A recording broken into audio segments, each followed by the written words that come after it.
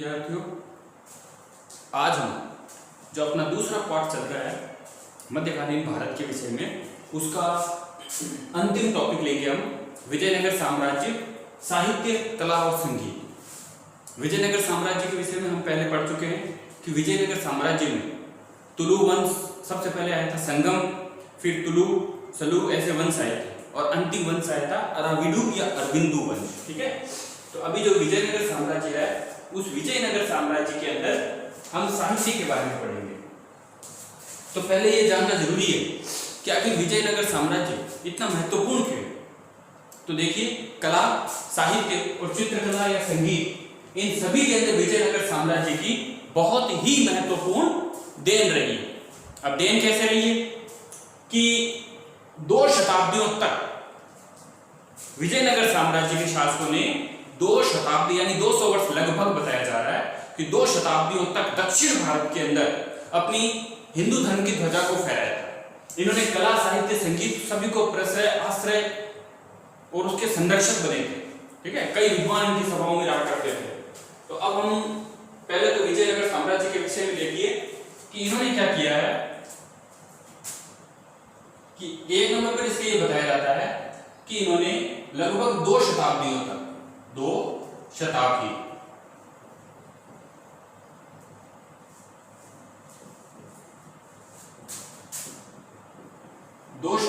तक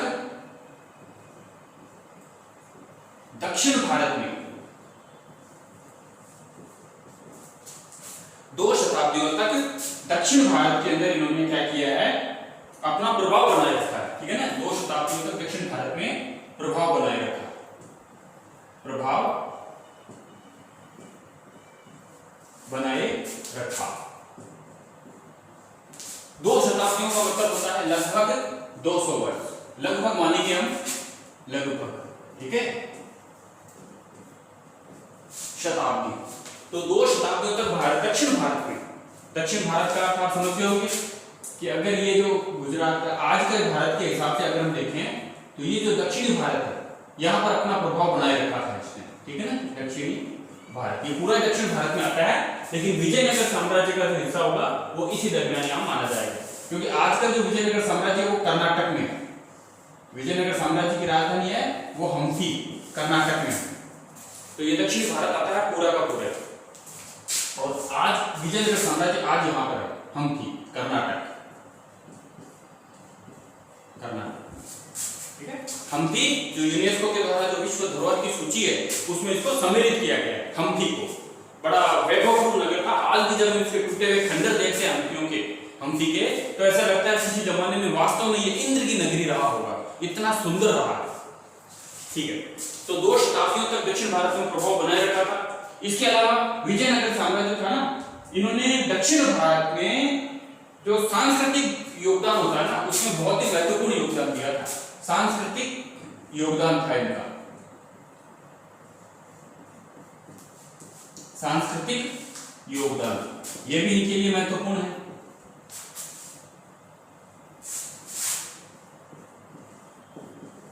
सांस्कृतिक योगदान, 2 शताब्दियों तक भारत में प्रभाव बनाए रखा, सांस्कृतिक योगदान इनका था। अब सांस्कृतिक योगदान में ये आ जाते हैं साहित्य है, कला है, संगीत है, चित्रकला है, स्थापत्य कला है, ऐसी चीजें इसमें सम्मिलित हो जाती है। तो सांस्कृतिक योगदान इन्होंने बनाए रखा था। अब इसके साथ साथ हिंदू धर्म और संस्कृति का ये प्रमुख केंद्र रहा था उस समय, हिंदू धर्म और संस्कृति का प्रमुख केंद्र रहा था, हिंदू धर्म व संस्कृति। अब देखो, इसको यहां समझ लेना, संस्कृति का प्रमुख केंद्र था, कहां, दक्षिण भारत में प्रमुख केंद्र रहा, लेकिन कहां रहा, बताया आपको, दक्षिण भारत में। अब हिंदू धर्म है क्या, आज के संदर्भ में हम धर्म देखें तो उसका धर्म का जो रूप है, जो उसकी व्याख्या है, वो बिल्कुल बदल दी गई है। धर्म को आप मान सकते हो, ये तो व्युदय निश्रेयस सिद्धि सद्धर्म है, यह संस्कृत में उल्लेख है कि जो मनुष्य का सर्वांगीण विकास करे, जो मनुष्य का सामाजिक, आर्थिक, राजनीतिक, धार्मिक, नैतिक, शैक्षिक, शिक्षा के क्षेत्र में और कला विज्ञान सभी के क्षेत्र में जो उन्नति करे वो धर्म माना जाता है। ये तो अभ्युदय निश्रेयस है धर्म है, ठीक है ना। अब इसी के साथ वैसे इसके अंदर सबसे अच्छी परिभाषा मानी जाएगी चाणक्य की, ठीक है ना। चाणक्य धर्म के विषय में क्या कहते हैं, वो कहते हैं कि वो काम जो आप करने जा रहे हो और उस काम को करते समय आपकी आत्मा से आवाज आए, अंतरात्मा से, कि भाई ये काम मुझे करना चाहिए, तो उसको माना जाता है धर्म। तो वह काम आपको कर लेना चाहिए, लेकिन अंतरात्मा से किसी भी काम को करने से पहले अगर ये आवाज उठे कि ये काम जो मैं करने जा रहा हूं वो गलत है, अन्यायपूर्ण है, दूसरों का इससे बुरा होगा, तो वो काम नहीं करना चाहिए। ये अंतरात्मा की आवाज जो होगी वो आपको धर्म की आवाज ही बताई जाएगी, ठीक है। तो यहां पर हम धर्म की व्याख्या छोड़ करके अब आगे चलते हैं। तो हिंदू धर्म वह संस्कृति का प्रमुख केंद्र रहा, प्रमुख केंद्र रहा। इसने हिंदू धर्म का क्यों, क्योंकि यहाँ पर ये कौन सा राज्य था, ये दक्षिण भारत का हिंदू राज्य था। और मध्यकालीन भारत के अंदर, मध्यकालीन का मतलब आप समझते होंगे, सम्राट पृथ्वीराज चौहान के बाद में, सम्राट पृथ्वीराज चौहान के बाद में, यानी 1192 से लेकर के 1757, ये मध्यकालीन भारत का एरिया माना जाता है। ये पूरा एरिया है। 1192 पृथ्वीराज चौहान की हार हुई, उसके बाद में जो गुलाम वंश आया, खिलजी वंश आया, तुगलक वंश आया, लोधी वंश आया, मुगल वंश आया और फिर अंग्रेज आए। तो 1757 के दरमियान तक ये पूरा मध्यकाल माना जाएगा। 1757 से लेकर के 1947 तक जो भी है वो आधुनिक भारत माना जाएगा, और अभी ये भी आधुनिक काल में आता है। तो ये है मध्यकालीन। तो मध्यकालीन भारत के अंदर हिंदू धर्म संस्कृति का पुनरुद्धारक रहा है, ये भी ध्यान रखना है। मध्यकाल में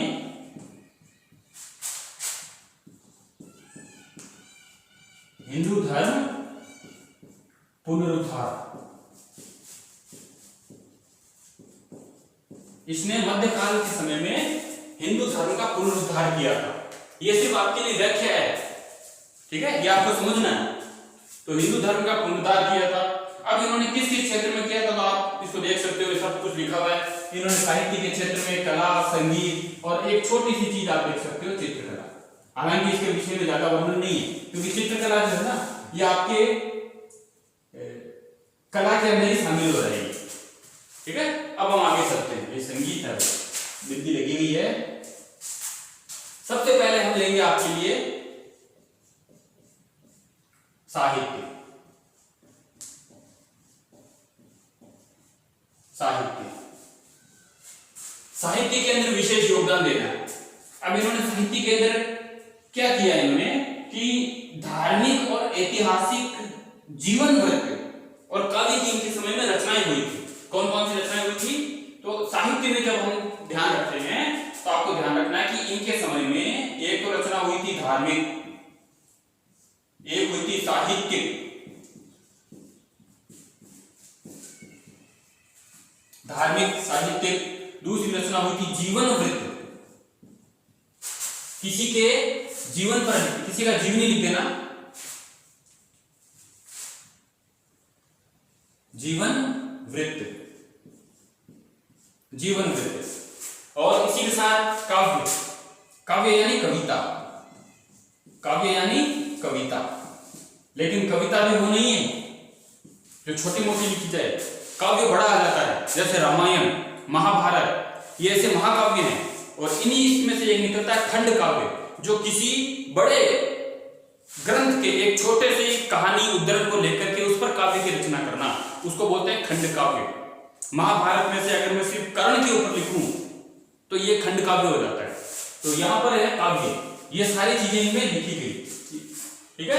तो धार्मिक साहित्य, धार्मिक लिखा गया, धार्मिक आधार पर, साहित्यिक आधार पर, जीवन वृत्त, काव्य, ये सारी रचनाएं इनके समय में की गई थी। और इसमें एक चीज है ऐतिहासिकता, ठीक है ना, ऐतिहासिकता। इन्होंने ऐतिहासिकता यानी इतिहास पर भी कहानियां लिखी है, कब ग्रंथ लिखे हैं, किसी राजा महाराजा की जीवनी लिखी तो वो ऐतिहासिक ग्रंथ में शामिल किया जा सकता है। अब हम इसके आगे की ओर बढ़ते हैं। तो यहाँ पर जो है सबसे पहले नाम आता है बुक्का प्रथम का। बुक्का प्रथम ने क्या किया था बुक्का प्रथम ने धार्मिक लेखन में विशेष योगदान दिया था। ठीक है ना, पहला लेखक कौन आएगा? बुक्का प्रथम। आपको पता है बुक्का, हरिहर बुक्का, जिन्होंने हरि बुक्का प्रथम, बुक्का प्रथम के समय में इन्होंने क्या किया था कि जो धार्मिक साहित्य है ना, उनका लेखन प्रारंभ हो गया था। ठीक है ना, धार्मिक क्षेत्र में योगदान बहुत दिया था। इसके बारे में इतना ध्यान रखना है कि बुक्का प्रथम के समय में धार्मिक क्षेत्र यानी धर्म पर, धार्मिक क्षेत्र में लेखन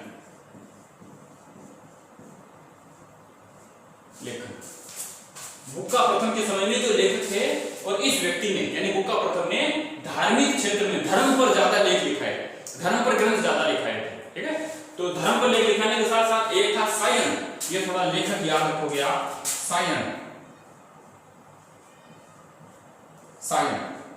ये सायन है, एक लेखक है। इस सायन के नेतृत्व में 4 वेदों की संहिताओं पर भाष्य लिखे गए।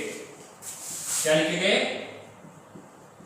चारों वेद या वेदों, चारों वेदों की संहिता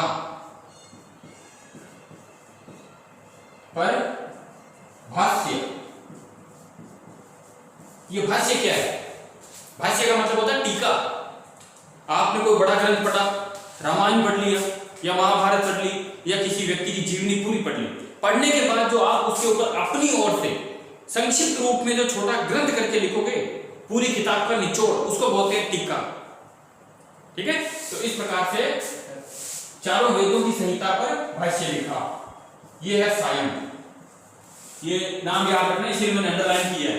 ये बुक्का प्रथम को भी अंडरलाइन कर रहा हूं। जहां अंडरलाइन है इसका मतलब वो थोड़ा मुख्य है, आपको समझना है। तो सायन ने चारों वेदों पर क्या लिखा था? भाष्य लिखा था। अब कृष्णदेव राय बहुत ही ज्यादा महत्वपूर्ण बनता है, क्योंकि पूरा का पूरा विजयनगर साम्राज्य का जब भी नाम आता है कि विजयनगर साम्राज्य है, तो विजयनगर साम्राज्य के अंदर जब भी नाम आता है तो सीधा नाम आता है कृष्णदेव राय का। अब कृष्णदेव राय के बगैर इसकी चर्चा अधूरी रह जाती है। तो विजयनगर साम्राज्य में कृष्णदेव राय के संरक्षण में ईश्वर दीक्षित नाम का लेखक था, जिसने हेमकूट महाकाव्य को 2 टीका लिखी। ठीक है, तो यहां लिखेंगे ईश्वर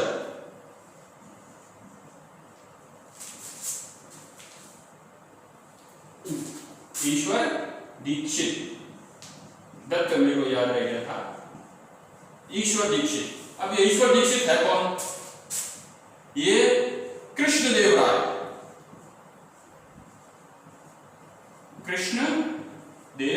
राय के संरक्षण में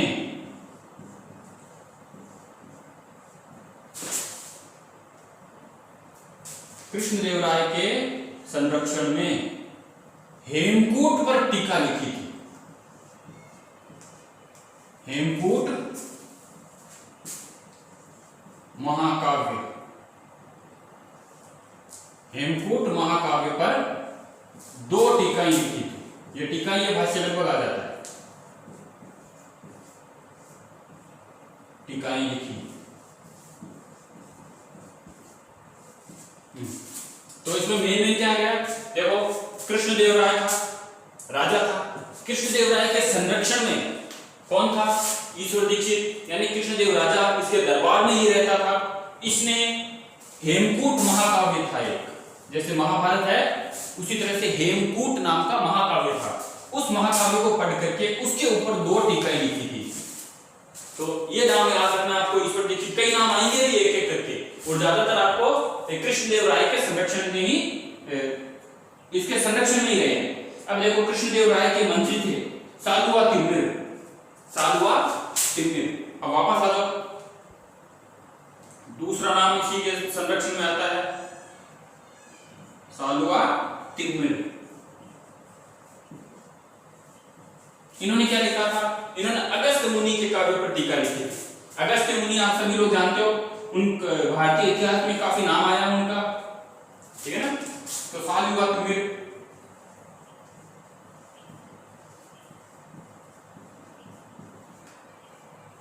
कृष्णदेव राय के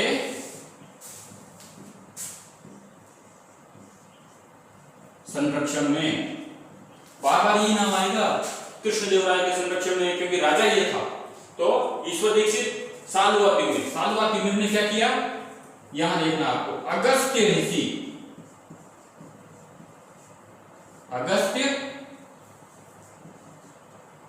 के काव्य पर टीका लिखी।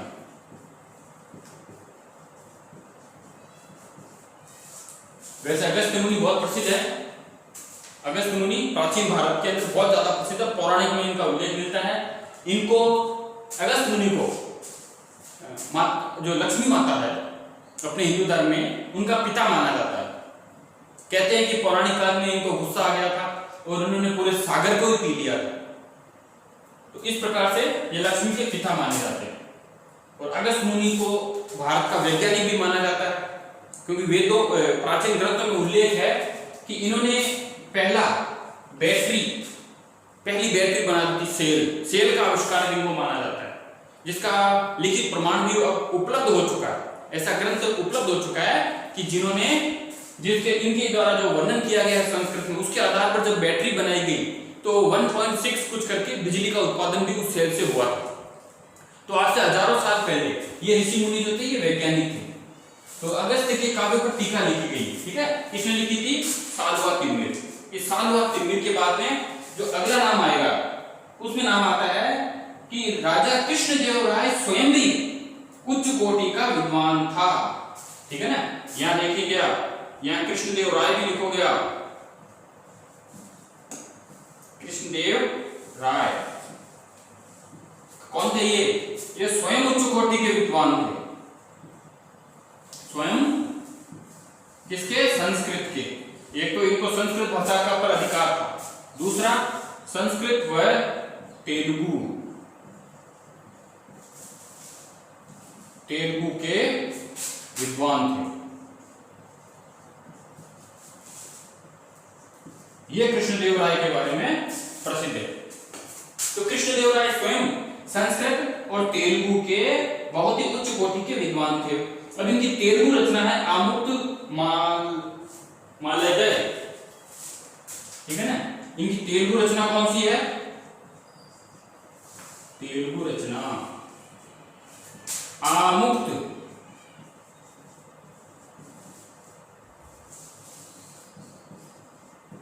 मालयदय, ये इनकी तेलुगु रचना है। ध्यान रखेंगे आप। कृष्णदेवराय की तेलुगु रचना कौन सी है? आमुक्त मालयदय। और संस्कृत के अंदर इन्होंने लिखा था जाम्बवती कल्याण। यहां पे हो गया। अब यहां पर आप लिखोगे संस्कृत, इनकी संस्कृत रचना।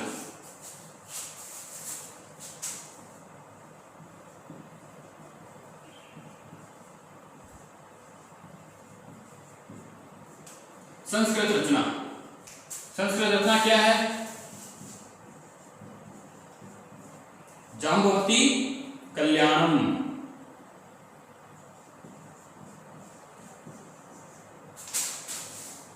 समझने में आना चाहिए। जाम्बवती कल्याणम,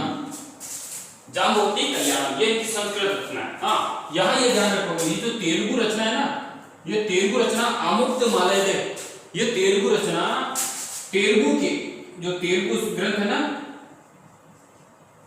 तेलुगु भाषा के पंच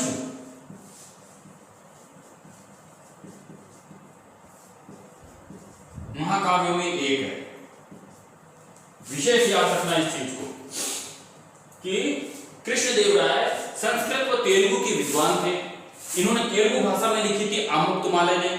आमुक्त मालयदय क्या है? तेलुगु भाषा के जो 5 ग्रंथ हैं, जैसे अपने संस्कृत के मूल 5 ग्रंथ हैं वेद 4, उसी प्रकार से तेलुगु भाषा के 5 ग्रंथ हैं। उन 5 ग्रंथ पंच महाकाव्य, उन पंच महाकाव्य में से एक नाम इस आमुक्त मालयदय का आता है।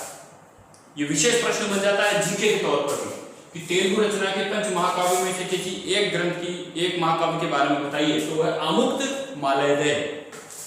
और संस्कृत में इन्होंने जाम्बवती कल्याण लिखा था। जाम्बवती आपको पता है कृष्ण की पत्नी मानी जाती है। जो श्री कृष्ण एक ईश्वर हैं, कर्म के सबसे बड़े कर्मेश्वर हैं, तो उनकी पत्नी है जाम्बुवती। ठीक है, ये पौराणिक आख्यान आते हैं। तो जाम्बुवती, और जाम्बुवती भी कहाँ की थी आपको बता दूं चलते चलते। तो भारत का ये जो पूर्वोत्तरी प्रदेश है ना, यहाँ एक जगह है मणिपुर। ये जाम्बुवती मणिपुर की थी। कहते हैं समय तक मणिहरण हो जाता है, कृष्ण पर आरोप लगता है। उसको ढूंढने के लिए कृष्ण वहां तक पहुंच जाते हैं और वहां पर उस मणि के द्वारा ये जाम्बुवती खेल रही होती है। फिर जाम्बुवंत जो रामायण काल में भी थे, उनसे युद्ध होता है, वो उनको पराजित करते हैं कृष्ण, और वापस मणि और जाम्बुवंत अपनी बेटी पुत्री का विवाह, जाम्बुवती का विवाह जो है कृष्ण से कर देते हैं। तो यहाँ ये मणिपुर है। अब यहाँ से निकले थे कृष्ण द्वारिका से, ये पहुंच गए यहाँ। राम निकले थे अयोध्या से, पहुंच गए दक्षिण में। तो उत्तर से दक्षिण तक राम ने जोड़ा, पश्चिम से पूर्व तक कृष्ण ने जोड़ा। इसलिए ये भारतीय हिंदू धर्म और संस्कृति के प्राण बन गए, राम राम करना और जय श्री कृष्ण। तो राम और कृष्ण भारत की संस्कृति में रच गए और बस गए।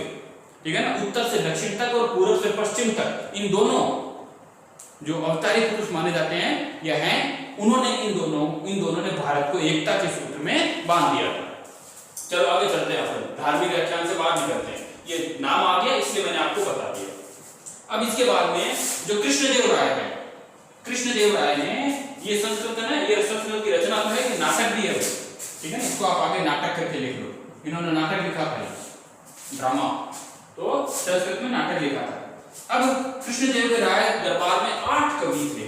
ये थोड़ा बहुत ही इंपॉर्टेंट है, क्योंकि पिछले वीडियो में भी आपके इसका एक वर्णन आया था। तो कृष्ण देव राय के दरबार में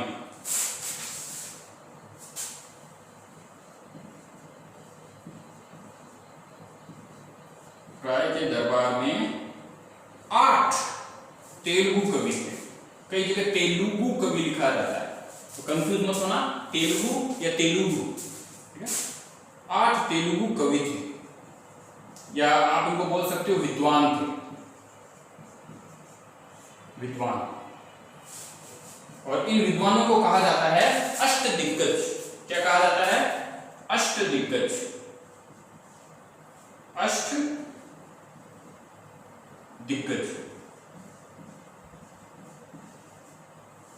अष्टदिग्गज कहा जाता है। ये अष्टदिग्गज है। अष्टदिग्गज या 8 कवि हैं। ठीक है, अब इन 8 कवियों में से मेन कौन कौन है? हालांकि सारे के सारे ही मेन हैं। जैसे अकबर के दरबार में 9 रत्न थे। सम्राट विक्रमादित्य, चंद्रगुप्त विक्रमादित्य द्वितीय, उसके दरबार में भी 9 रत्न थे। वो आपको बताया था मैंने पिछले वीडियो के अंदर, जिसमें वराहमिहिर भी था, आर्यभट्ट भी था, जिसके अंदर शंकु भी था, अमर सिंह भी था। ऐसे करके ये विद्वान माने जाते हैं। तो बेताल भी था, बेताल जो है, और तो 8 तेलुगु कवि इसके दरबार में थे। ये कुछ ऐसे नाम आ जाते हैं, तो आपको इनका कुछ नाम याद रखना है। जैसे 9 रत्न आपको मिलेंगे। विक्रमादित्य, पृथ्वी, चंद्रगुप्त, विक्रमादित्य, और दूसरा नवरत्न का उल्लेख मिलता है अकबर। तो ये 2 नवरत्न के बारे में आपको याद रखना है। ठीक है, इन दोनों के दरबार में 9 रत्न थे। 8 से संबंधित जो होंगे, तो 8 अष्टप्रधान अगर नाम आए तो वो है शिवाजी। अष्टप्रधान नाम आ जाए तो शिवाजी, और अष्टदिग्गज नाम आ जाए तो अष्टदिग्गज तेलुगु कवि है, जो विद्वान राजा कृष्णदेव राय के दरबार में रहा करते थे। ये आपको ध्यान रखना है। और सभी विद्वान कवि भी थे। अब इनमें देखो, सबसे पहले जो इन अष्टदिग्गजों में नाम आता है ना, तो उनके हैं अलसानी।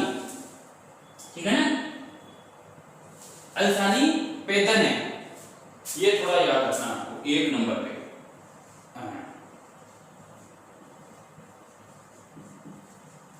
अलसानी पेदन,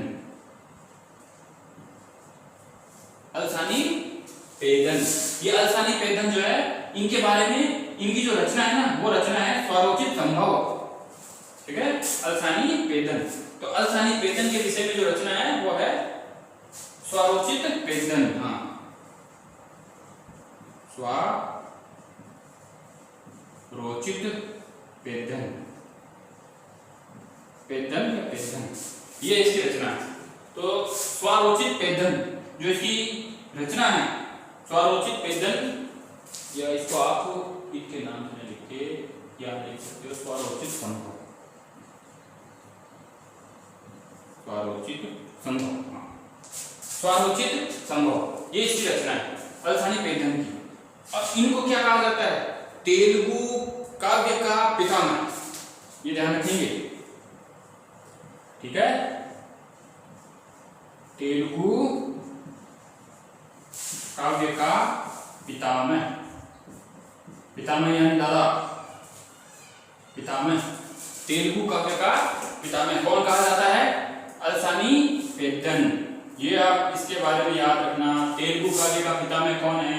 तेलुगु काव्य का पितामह अल्सानी पेदन है। इसकी रचना कौन सी है? इसकी रचना है स्वरोचित संभव। दूसरा जो कवि है वो है नंदी तिम्मन, ठीक है ना, नंदी तिम्मन, ये इसका याद रखोगे, नंदी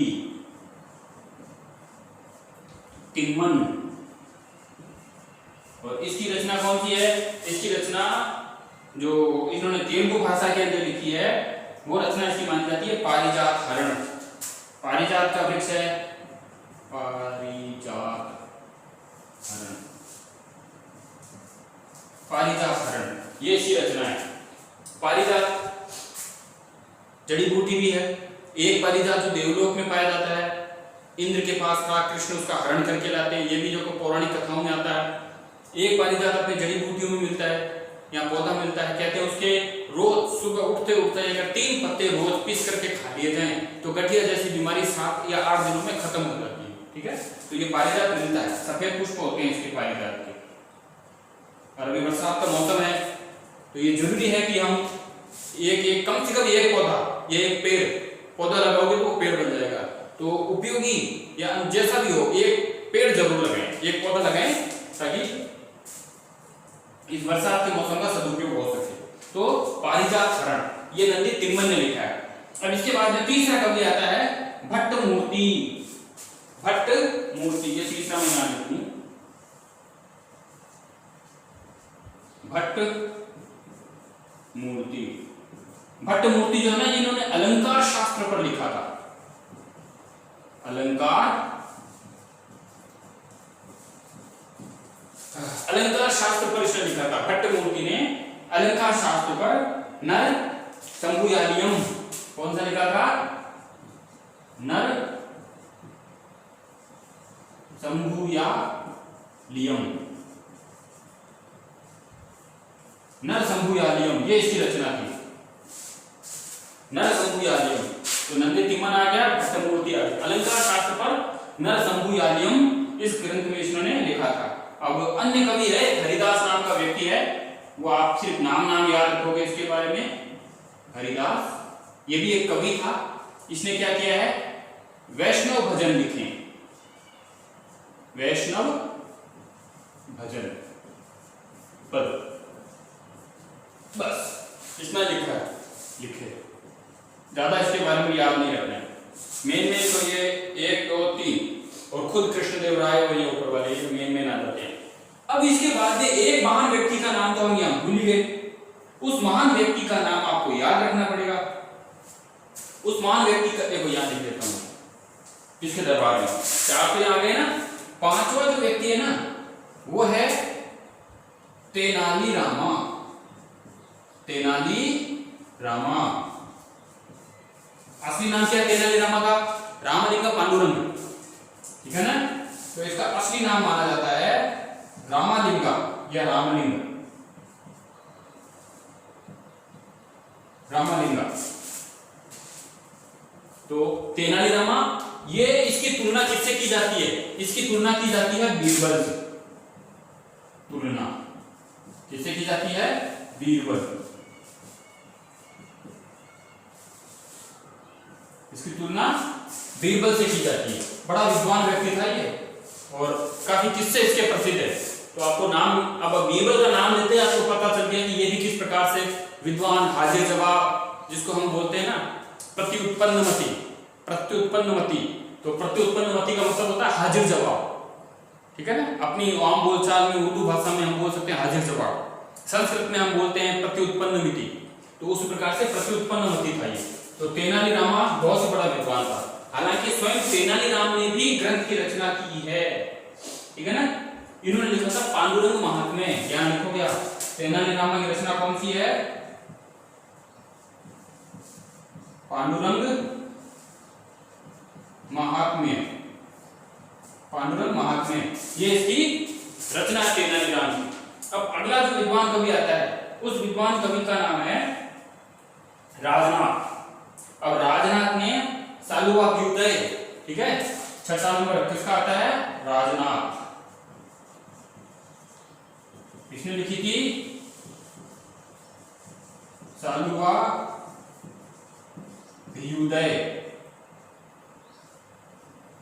सालुवाभ्युदय, ये इसकी ग्रंथ की रचना थी, सालुवाभ्युदय। तो आप इस राजनाथ, देखो राजनाथ अभी भारत के रक्षा मंत्री भी, तो आप याद भी रह जाएगा कि राजनाथ सालुवाभ्युदय, बड़ा लंबा नाम है, आप इसको अलग अलग काट के लिख सकते हो, सालुवाभ्युदय, ठीक है ना, सालुवाभ्युदय, ऐसे करके आप इसको तोड़ करके नाम याद रख सकते हो। इसके साथ ही इन्होंने भागवत चंपू नाम का ग्रंथ भी लिखा था। दूसरा ग्रंथ कौन सा है,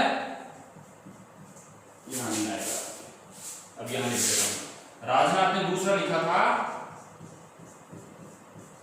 भागवत चंपू, ये इसका ग्रंथ है। देखो दो ग्रंथ इसमें लिखे हैं, एक लिखा है सालुवाभ्युदय, एक लिखा है भागवत चंपू, ठीक है। आराम से आप लिख सकते हो इन टॉपिकों को, क्योंकि मेरा हटने का मेन कारण यही है, मैं बार बार इधर इसलिए जाता हूं ताकि आपके बीच में ज्यादा बात ना पड़े। कई बच्चे फोन करके कहते हैं कि सर आप बीच में रहते हो तो हमें दिखाई नहीं देता, तो आपको हम पीडीएफ भेजते हैं, आप उससे कर लो। कुछ बच्चे के पास जो बाद में जुड़े हैं तो पीडीएफ नहीं पहुंच पाते, तो वो बच्चे सिर्फ इसी से करते हैं।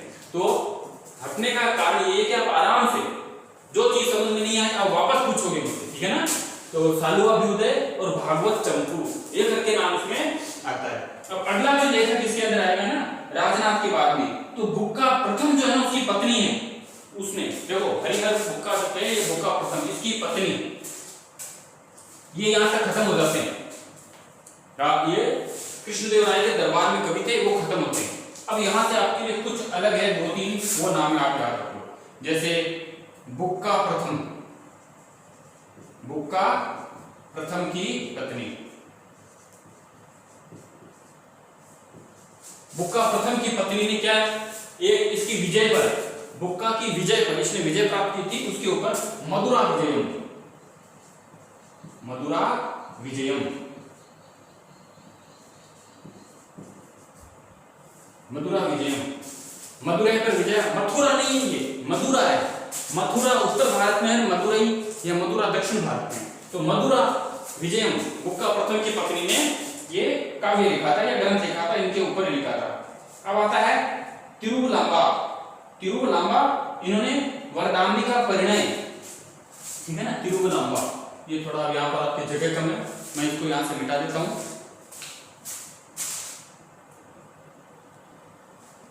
तो हम चल रहे थे तिरुवलांबा, तिरुवलांबा जो है यहां लिख देता हूं,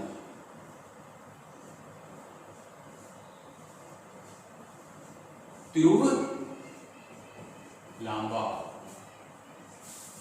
तिरुवलांबा ने एक ग्रंथ लिखा था जिसका नाम था वरदांबिका परिणय। क्या नाम था,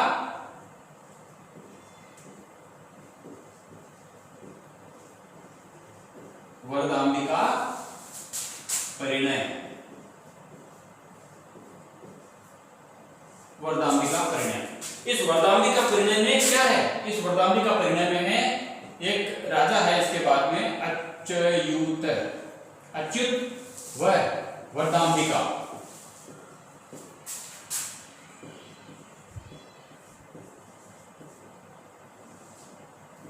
वरदांबिका के विवाह का वर्णन।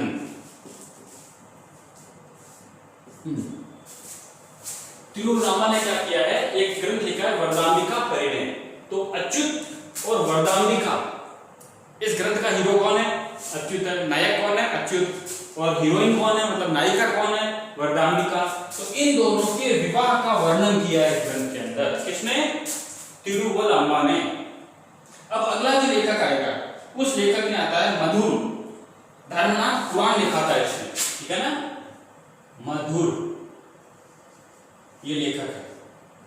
तो पहले इस ग्रंथ की रचना है धर्मनाथ पुराण। धर्मनाथ पुराण ये इसका ग्रंथ है पहला। दूसरा जो इसका ग्रंथ है, दूसरे ग्रंथ के अंदर नाम आता है गोमतेश्वर स्तुति, ठीक है ना? दूसरा ग्रंथ कौन सा है?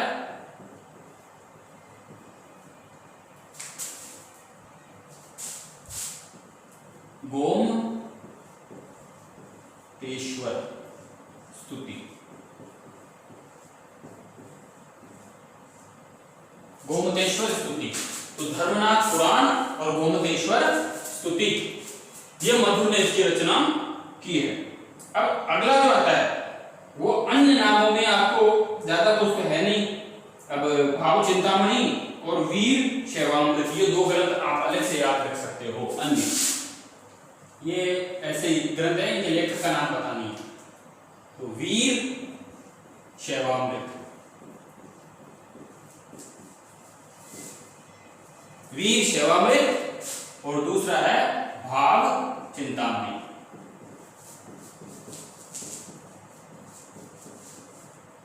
ठीक है, ये इनके साहित्य के विषय में नाम आता है। अब इसके बाद में जो अपन अगला टॉपिक लेंगे ना, वो देखो साहित्य तो हो गया अपना, अब अपने बचता है कला। ठीक है, अगला टॉपिक कला।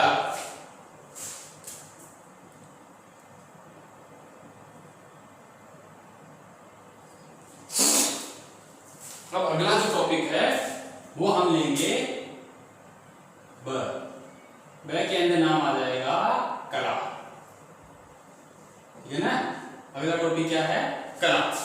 देखो दक्षिण भारत में जो मंदिर स्थापत्य है उसका जो चरम उत्कर्ष है वो विजयनगर साम्राज्य के समय में हुआ था।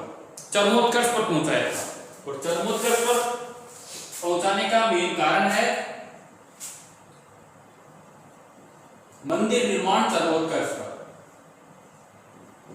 मंदिर निर्माण चरमोत्कर्ष पर।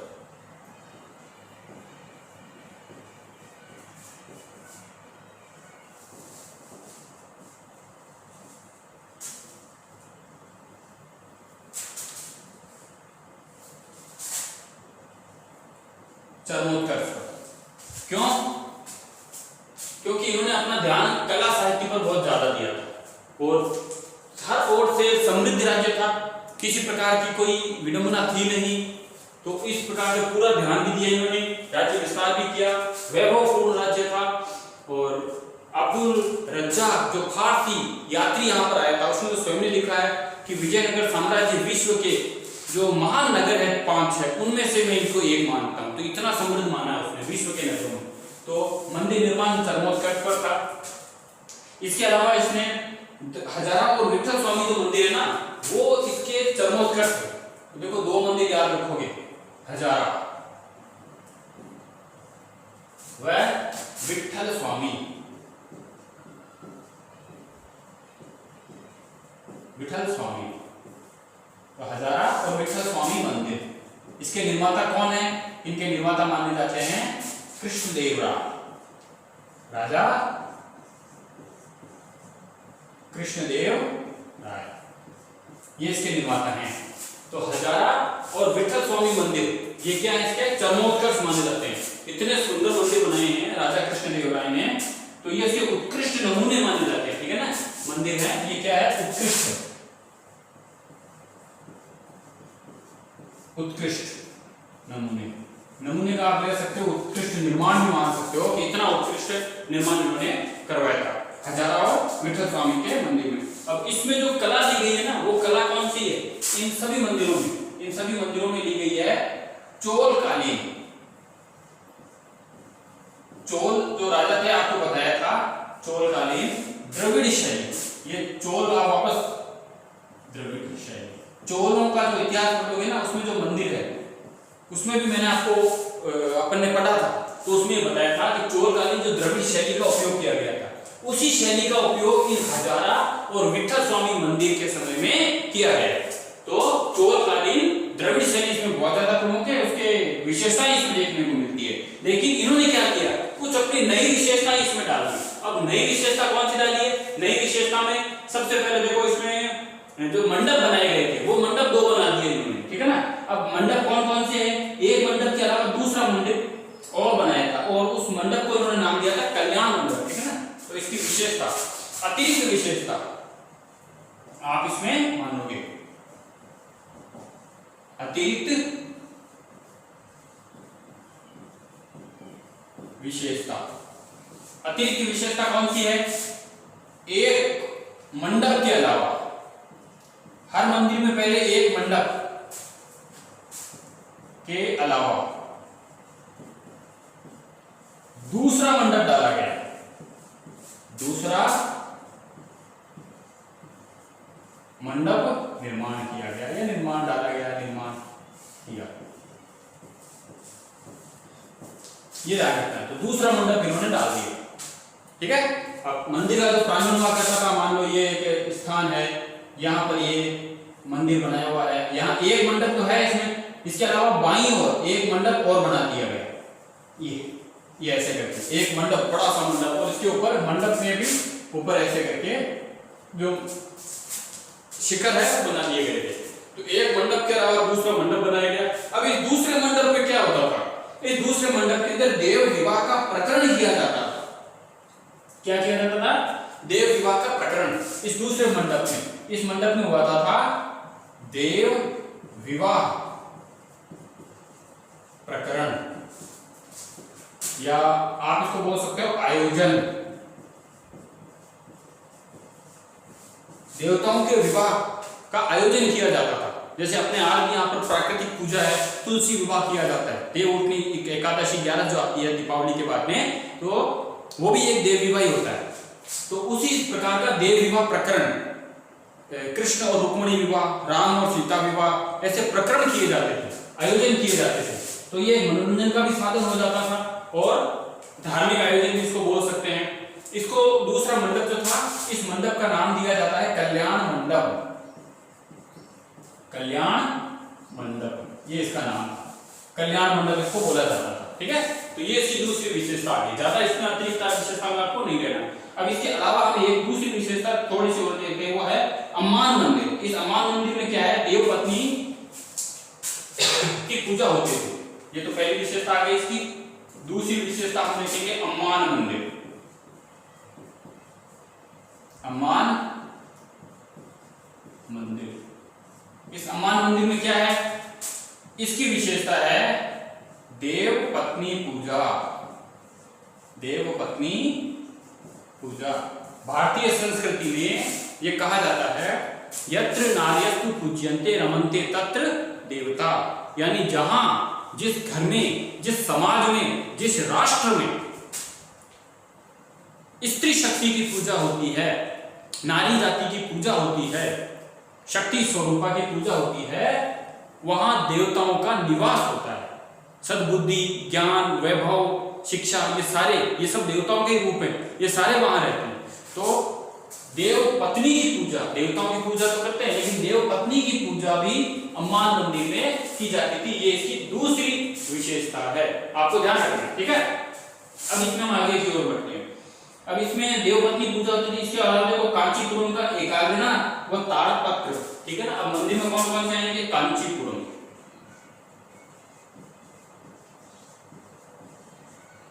कांचीपुरम का एकाग्रनाथ,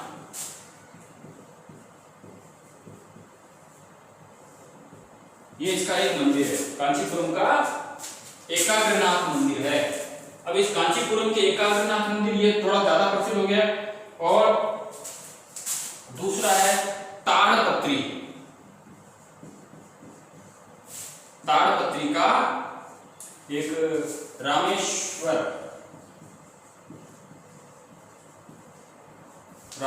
ठीक है ना। तो कांचीपुरम का एकाग्रनाथ, ताड़पत्री रामेश्वरम, ये जो मंदिर रामेश्वरम है, रामेश्वरम, ये दोनों मंदिर क्यों प्रसिद्ध है? ये प्रसिद्ध है अपने गोपुरम के लिए, गोपुरम हेतु प्रसिद्ध।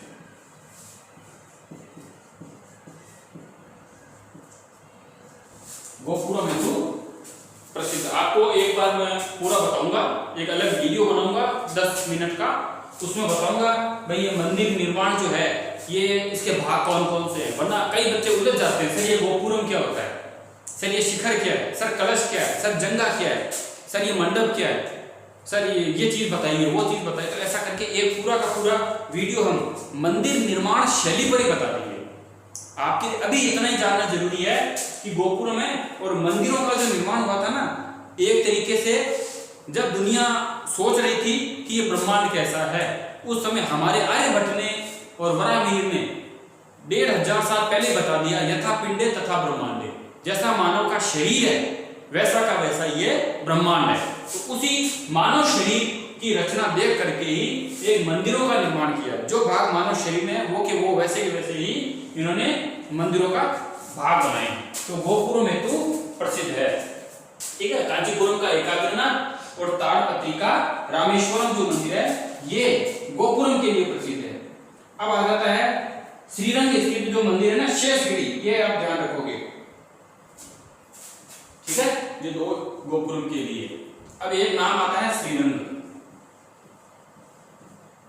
श्रीरंग का शेषगिरी मंदिर।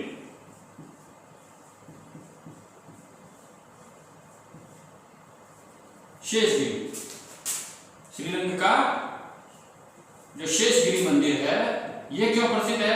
ये प्रसिद्ध है घोड़ों के लिए, घोड़ों की एकाश्म मूर्ति के लिए।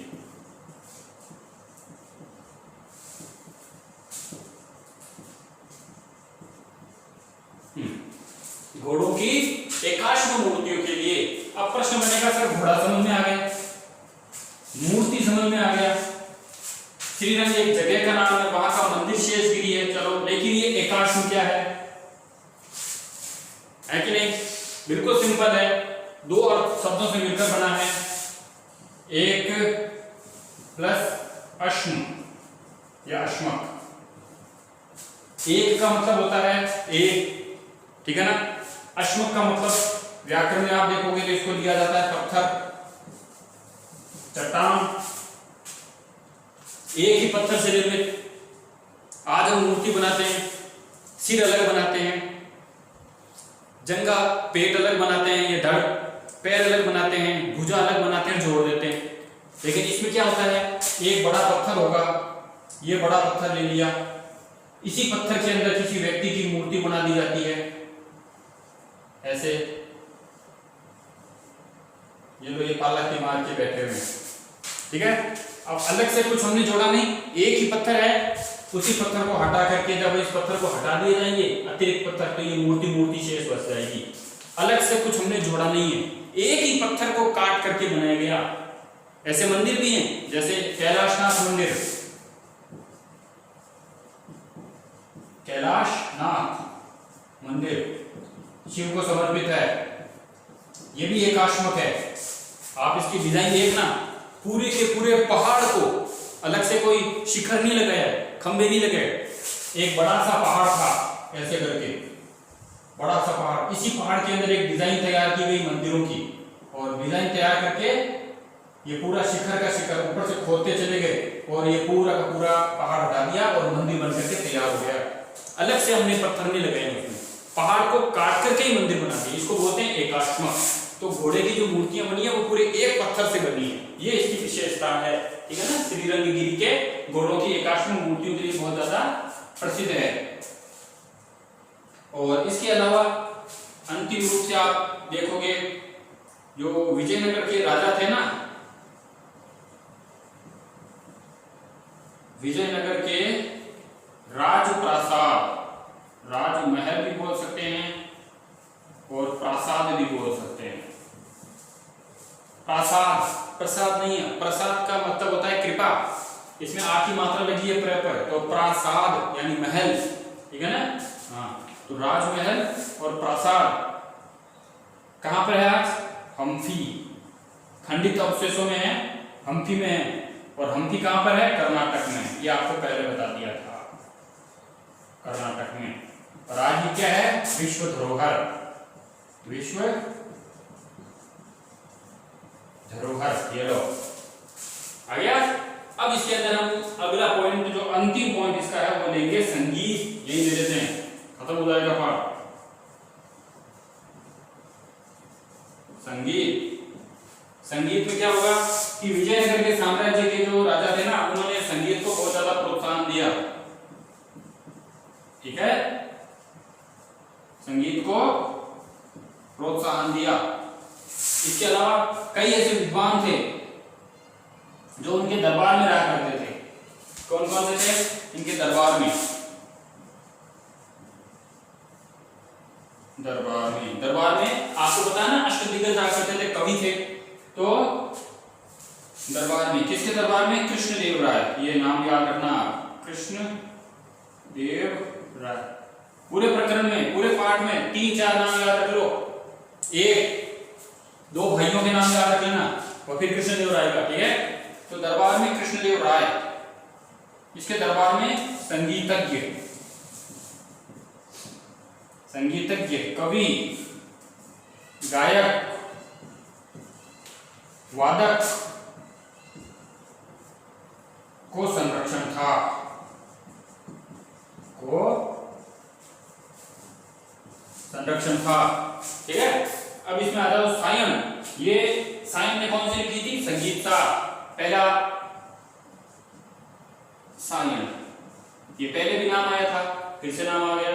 तो सायन, इसने संगीत पर ग्रंथ लिखा था, नाम था संगीत सार। ये इसका ग्रंथ है, याद रखोगे सायन के विषय के अंदर। इसके बाद में मल्लिकार्जुन के संरक्षण में मल्लिनाथ ने प्रगति की थी, ठीक है ना। अगला कौन था? मल्लिनाथ। ये राजस्थान के लोक देवता नहीं है मल्लिनाथ। राजस्थान में भी जैसे बाड़मेर शहर में मल्लिनाथ और सल्लीनाथ ऐसे 2 लोक देवता हुए हैं बाबा जी। तो ये मल्लिनाथ दक्षिण के अलग है, ये ठीक है। तो मल्लिनाथ, इन्होंने किसके संरक्षण में काम किया था? इसको संरक्षक थे, संरक्षण। किसने संरक्षण दिया था इनको? इनको संरक्षण दिया था विजयनगर साम्राज्य का जो मल्लिकार्जुन नाम का शासक था, उसने। नाम याद रह जाएगा कैसे? इसमें भी मल्ली है, इसमें भी मल्ली है। ये नाथ जी है, ये अर्जुन जी है। तो मल्लिनाथ जी किसके दरबार में थे? मल्लिकार्जुन के दरबार में संरक्षण, ठीक है। बस इतना। अब इस मल्लिनाथ जी का पोता भी था एक, उस पोते का नाम था राम अमात्य। क्या नाम था? राम अमात्य।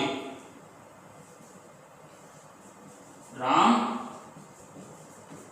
अमात्य, ये कौन था? मल्लिनाथ का पोता, मल्लिनाथ का पोता, पौत्र, ठीक है ना। इसने क्या किया था? एक ग्रंथ लिखा था संगीत पर, और उस संगीत ग्रंथ का नाम था स्वरमेल कलानिधि। क्या नाम था? स्वरमेल कलानिधि। ये ग्रंथ लिखा था इसने, स्वरमेल कलानिधि। तो राम अमात्य स्वरमेल कलानिधि था। और इसको संरक्षण किसने दिया था? इसको संरक्षण दिया था राम राय। और राम राय का नाम आप जानते हो, राम राय का संरक्षण। राम राय ने इस राम अमात्य को संरक्षण दिया। राम राय वही व्यक्ति है जिसने बीजापुर, गोलकुंडा, अहमदनगर और बरार पर आक्रमण किया था, और फिर मस्जिद की दीवार टूट गई थी युद्ध के अंदर। तो फिर सबने मिलकर इस पर हमला किया था। तालीकोटा, तालीकोटा का युद्ध, मैं आपकी गलती सुधार दूं, जो तालीकोटा का युद्ध हमने आपको बताया था, तालीकोटा आपकी पुस्तक के अंदर, तालीकोटा या जिसको हम बोलते हैं राक्षस तांगड़ी, तालीकोटा युद्ध या जिसको हम बोलते हैं राक्षस तांगड़ी,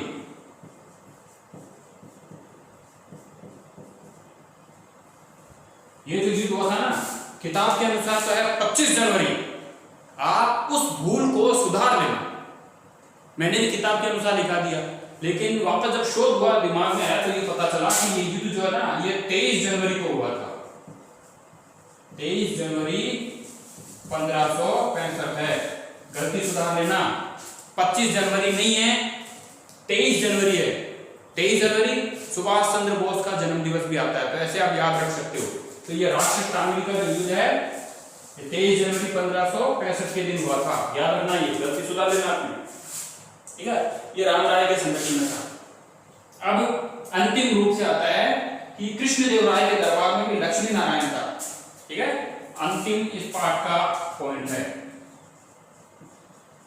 कृष्ण देव राय, इसके दरबार में लक्ष्मी नारायण, लक्ष्मी नारायण, लक्ष्मी नारायण था। इसने एक ग्रंथ लिखा था लक्ष्मी नारायण, जो कृष्णदेव राय के दरबार में था ना, संगीत सर्वोदय, ठीक है ना। इन्होंने ग्रंथ कौन सा लिखा था? संगीत सर्वोदय। इन्होंने लिखा था संगीत सर्वोदय, ये लो, इसने लिखा था ये ग्रंथ कृष्ण राय के दरबार में लक्ष्मी नारायण, कृष्णदेव राय के दरबारी लक्ष्मी नारायण ने लिखा संगीत सर्वोदय। बस ये पाठ यहाँ आपके समाप्त होता है। अब मैंने आपको बताया कि 2-3 राजाओं के नाम याद रखो। तो देखो सबसे पहले तो आपको याद रखना है, एक तो याद रख लो हर, दूसरा याद रखो बुक्का, ये नाम याद रख लेंगे तो हरिहर प्रथम, बुक्का प्रथम। यहां से डायरेक्ट आपको याद रखना है कृष्णदेव राय, कृष्णदेव राय। ये संगम वंश के हैं और ये सालू वंश के हैं, तुलु या सालू जो वंश है उस वंश के हैं। तो बस ज्यादा मेन इसमें कृष्णदेव राय का दरबार का आता है। ये गलती सुधार लेना अपनी, मोस्ट है। ये पूरा विजयनगर साम्राज्य आज यहाँ पे खत्म होता है और इस पार्ट के विजयनगर साम्राज्य के खत्म होते ही अगला पार्ट जो अपना होगा, अब उसमें मध्यकालीन भारत आ जाएगा। कुछ प्राचीन आएगा अभी, उसके बाद में फिर मध्यकालीन भारत शुरू हो जाएगा, जिसमें आपके महाराणा प्रताप है, कुंभा है, जोधा है, पन्ना धाय है, जो शासक हुए हैं उनके बारे में जानकारी आएगी। उनका एक व्यक्ति का वीडियो एक ही टॉपिक पे बनेगा, तो ज्यादा बड़ा भी नहीं होगा, लेकिन कुछ वीडियो हो सकते हैं कि क्या है कि कभी कभी हम एक्स्ट्रा जानकारी भी आपको देने की कोशिश करते हैं ताकि आपका जीके इंप्रूव हो जाए। तो इससे जुड़े जुड़े सवाल जब आते हैं तो वहां आपको बताते हैं। तो अगर फिर भी कोई सवाल समझ में नहीं आता है, कई बच्चे पूछते हैं, कई बच्चे इनमें से सवाल निकालते हैं, पूछते हैं भाई सर इसके बारे में आप बताइए। अब जैसे मैंने ये बता दिया एकाश्म मंदिर कैलाशनाथ, तो कुछ बच्चे अब जरूर सवाल करेंगे, दिमाग में आता है, इंटेलिजेंट बच्चों के दिमाग में सवाल आता है कि सर ये एकाश्म मंदिर क्या है, कैलाश मंदिर के बारे में आप हमें बताइए, या सर आपने कहा था ये चीज है तो ये चीज हमें बताइए। तो इंटेलिजेंट बच्चे होंगे वो जरूर पूछेंगे, और जो भोंदू होते हैं वो बच्चे क्या करते हैं, उनको तो जो पढ़ा दिया वो पढ़ लिया, लिख लिया, रट लिया। तो आपको ध्यान रखना है, हम ये चाहते हैं कि आप सवाल पुटअप करें। जो सवाल समझ में नहीं आ रहा है वो आप हमें मैसेज कर दीजिए, फोन करके पूछिए, हम उसके बारे में अलग से वीडियो और बना देंगे। और अलग से वीडियो बनाने का मतलब ये है कि आपको काम नहीं करना उसमें, वो सिर्फ आपको सुनना है, आपकी जीके की जानकारी के लिए, ठीक है। काम पूरा कर लेना। पीडीएफ पहले भेजी जा चुकी है, इसके साथ पीडीएफ नहीं आएगी। जय हिंद, वंदे मातरम।